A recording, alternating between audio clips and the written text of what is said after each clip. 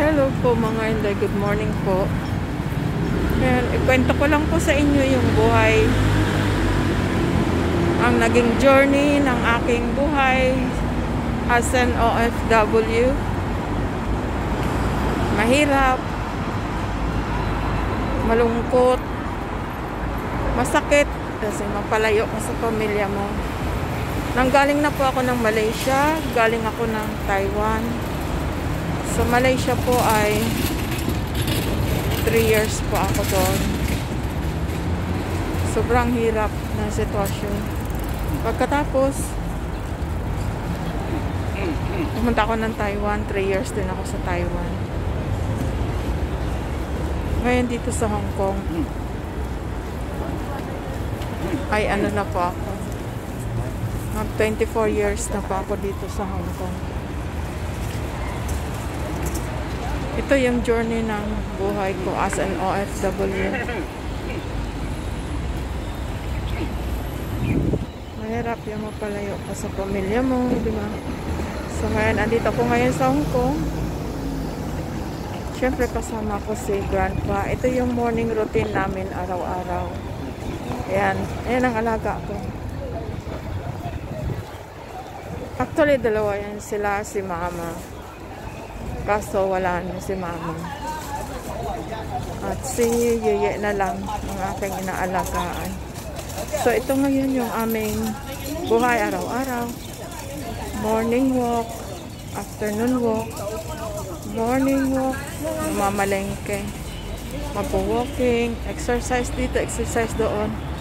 Ganon din sa hapon, exercise din kami. Yan yung ginagawa namin sa araw-araw, umaga, hapon. Tapos, ayan. Ngayon wala po akong dalang trolley. Eco bag. Eco bag po yung dala ko. Mabigat, mahirap. Kaya doon sa ating mga OFW, mag-iingat po tayo lagi. Kasi, mahirap ang buhay, di ba? May music. Ang cute ng bata, oh. May dala-dalang school bag. Ang liit-liit. Ayan. So, ganito lang po yung trabaho namin. Araw-araw. Mamalengke kami. Mag-grocery. Yan. Lakad kami dito, lakad doon. Gusto ko na rin pong umuwi kaso nakakaawa na iwanan mo yung mga amo mo na mabait. Kaya mabait sila at nakikiusap pa si amo na to contract pa daw ako, pero hindi ko alam kung kakayanin ko pa.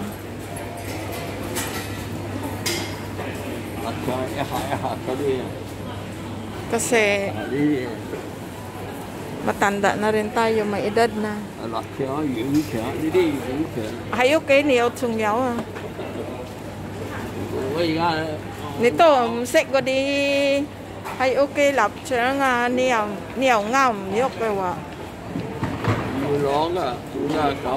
Pero? Ito hay, China hay mà?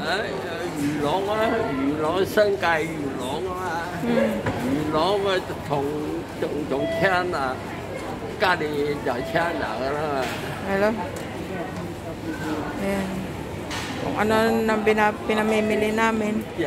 Ganito kami araw-araw. Kaya doon sa mga gustong mag-abroad, think 100 times bago kayo umalis ng bansa, bago nyo iwanan ang ating pamilya, ang inyong pamilya.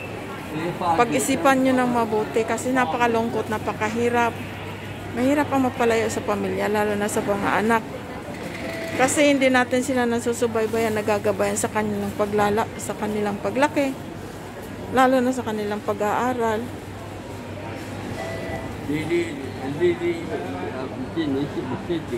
Ngom sit singi dia.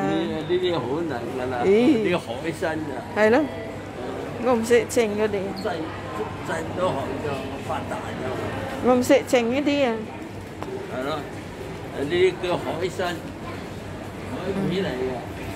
Si cucumber, hindi ako marunong magluto. Tanong ako ni Grandpa kung marunong ako magluto. Sabi ko hindi ako marunong. Yan, dito kami sa mall, sa maliit na mall dito, malapit lang sa amin. Ayan, kaya doon payo ko doon sa mga gusto mag-abroad, pag-isipan nyo na mabuti kasi napakalungkot. Magpalayo sa pamilya. Ayan, yung journey ko sa pag-abroad pwede nang gawing drama. Madrama talaga ang buhay OFW. Kasi lagi kang malungkot, lagi kang emotional. Ganun ang buhay ng OFW. Kasi lalo na yung mga anak mo pag di mo makontak. Kasi ang kabataan ngayon halos hindi na nakikinig sa magulang, 'di ba? Yung susumbatan ka nila, hindi mo sila inalagaan. Pera lang ang pinapadala mo gaganunin ka nila.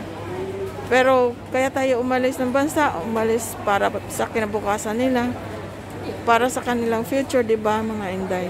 So talagang ganun, accept the reality pagdating sa pamilya, kung ano ang kahihinat na ng buhay, kung ano man ang magiging future ng mga anak ng pamilya ay kailangan nating tanggapin.